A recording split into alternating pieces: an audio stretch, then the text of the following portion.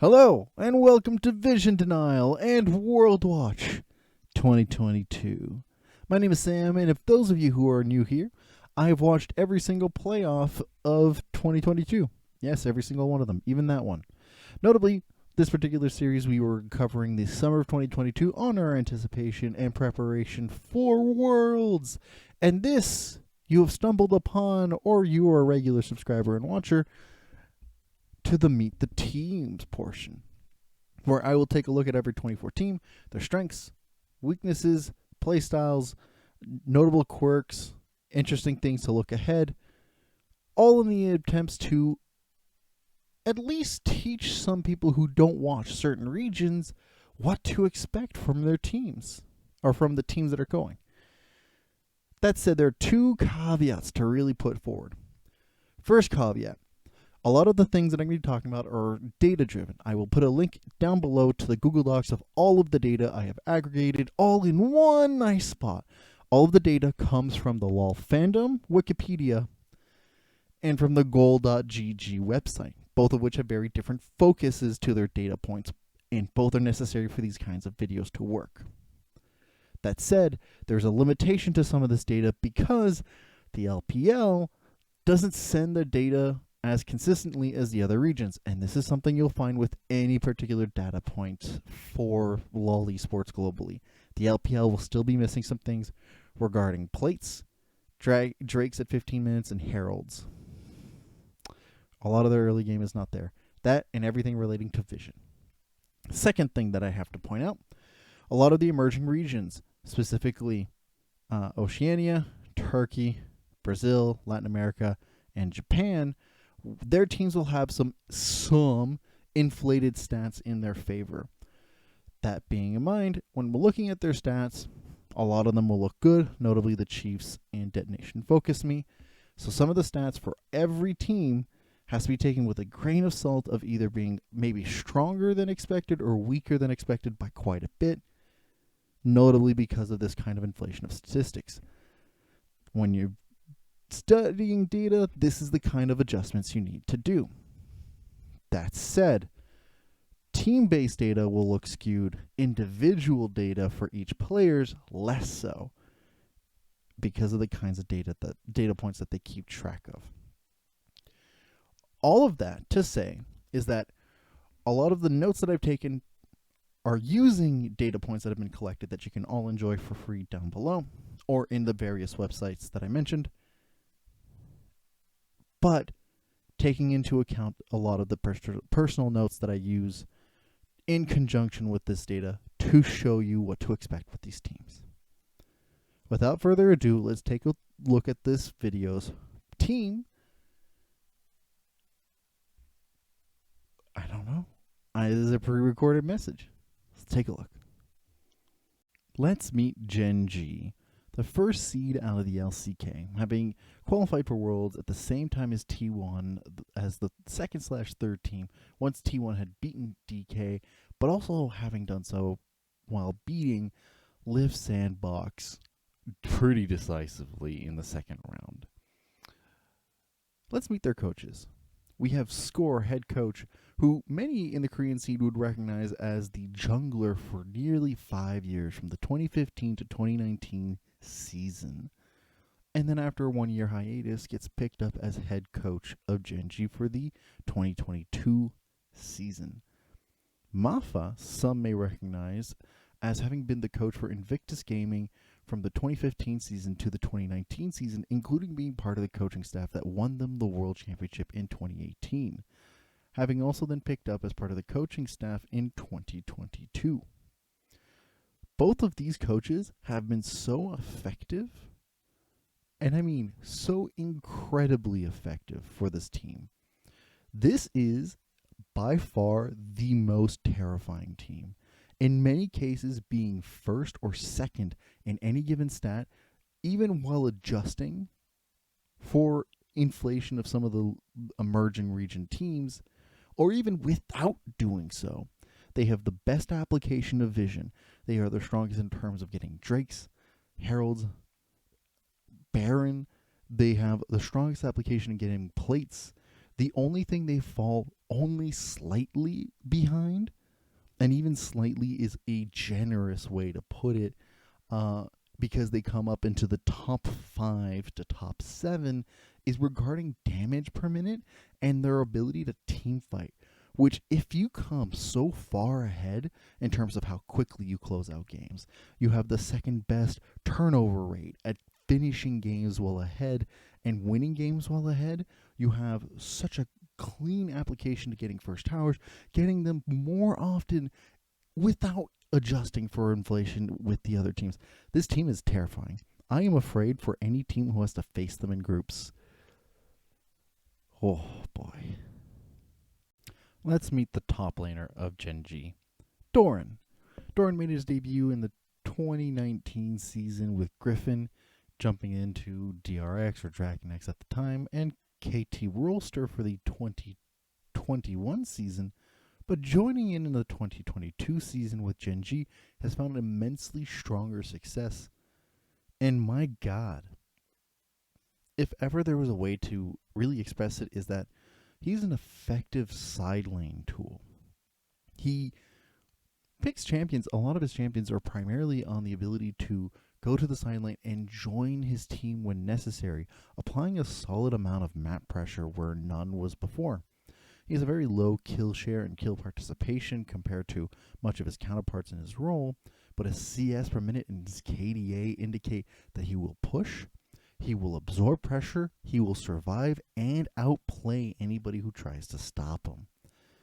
Doran may not be by any measure of amount the scariest top laner here, but he is one of the more efficient ones, collecting a lot of gold in a lot of time for his team in ways that really enable Gen.G's whole operation.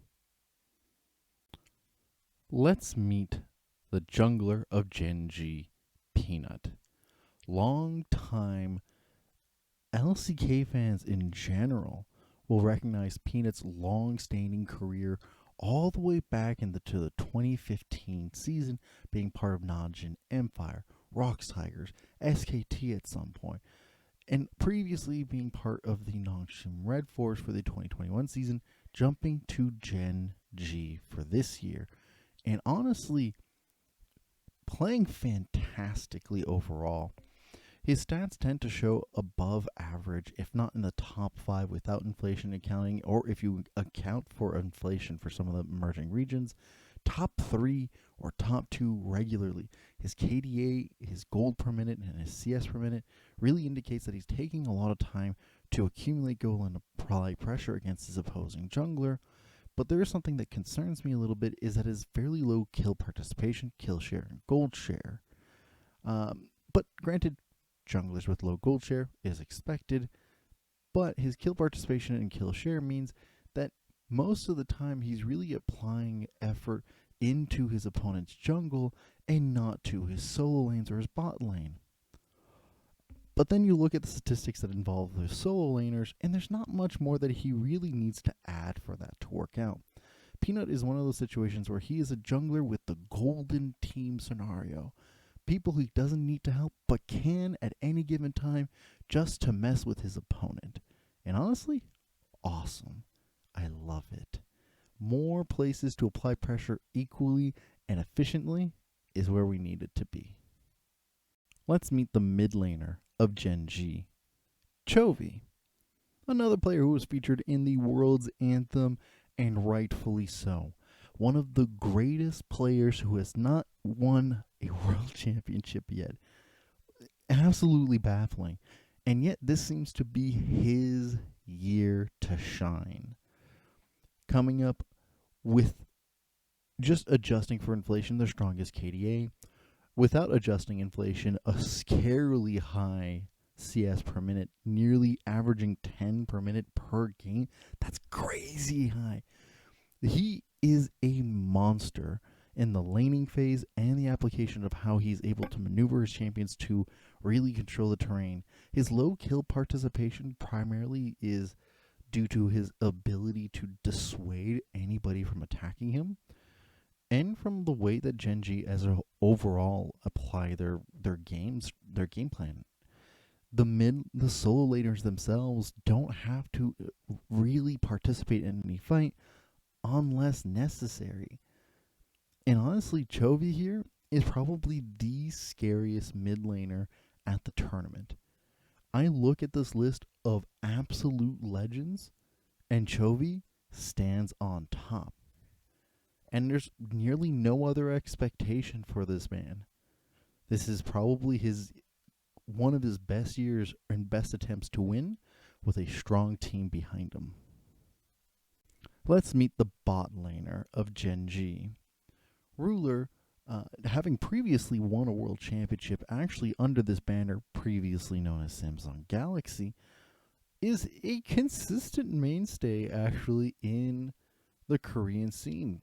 Pretty much just having won on his rookie year his world championship. Very little or very few players can say that they've done that.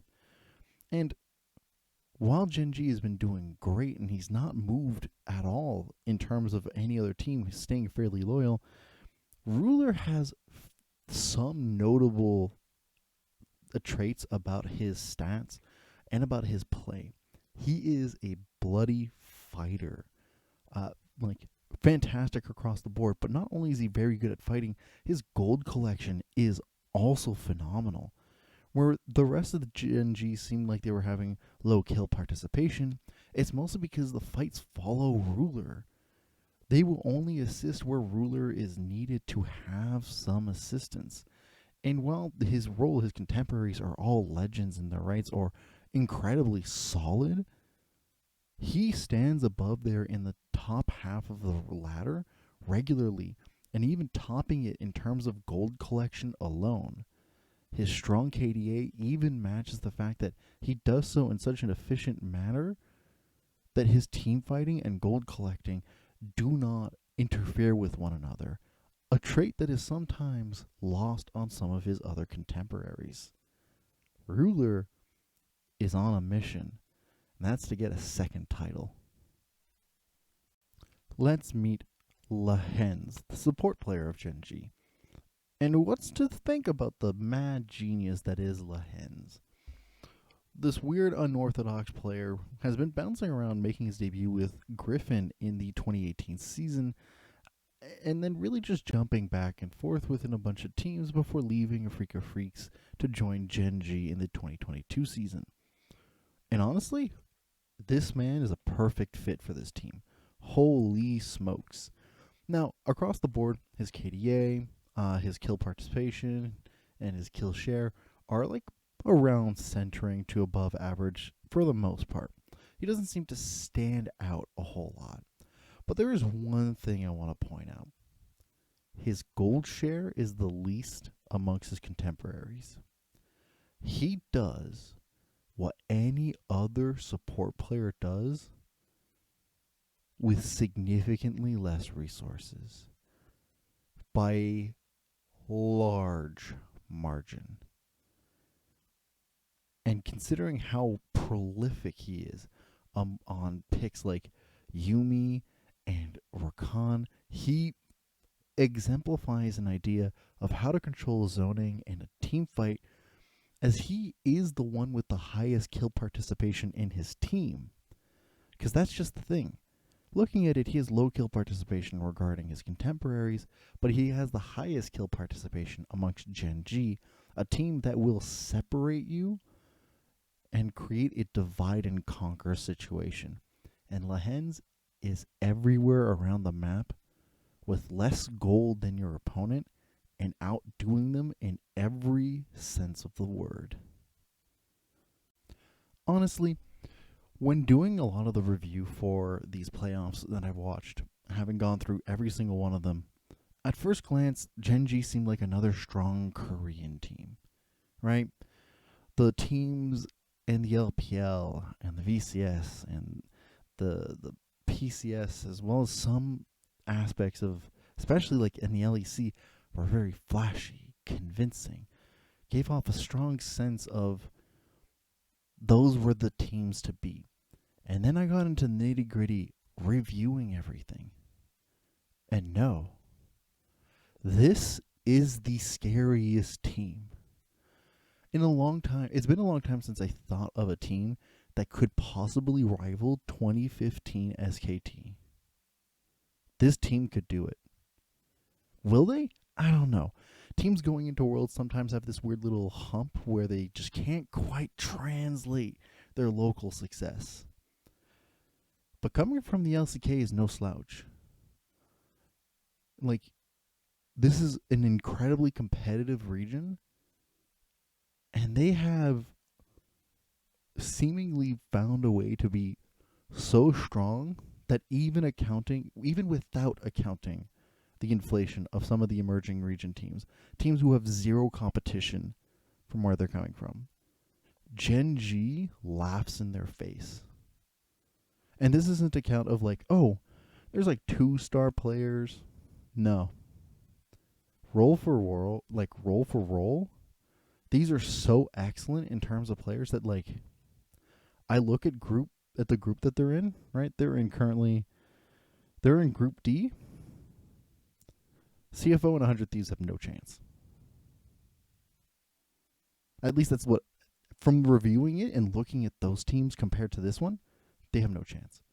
And then what happens? Royal Never Give Up goes there. I don't think they have a chance either.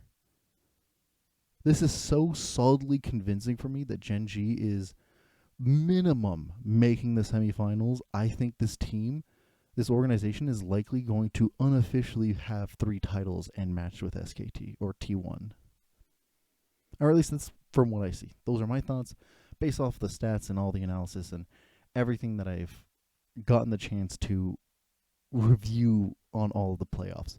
And if you want to, around here we'll have a bunch of playlists or other videos regarding how they made it here. Other playoffs from the region or other regions in general, or the other teams themselves, or even my thoughts over the last couple of weeks. Editing me will place them somewhere. And I want to hear your thoughts in the comments down below. Do you agree with me? This is like a terrifying team, or do you think, no, I'm overblowing it. It's totally this other team that's going to win. I'd love to hear your thoughts in the comments down below. And if you like this kind of content, leave a like and subscribe. I'll be making more of these as the time goes on, and with it, I'll see you next time. Have a good one.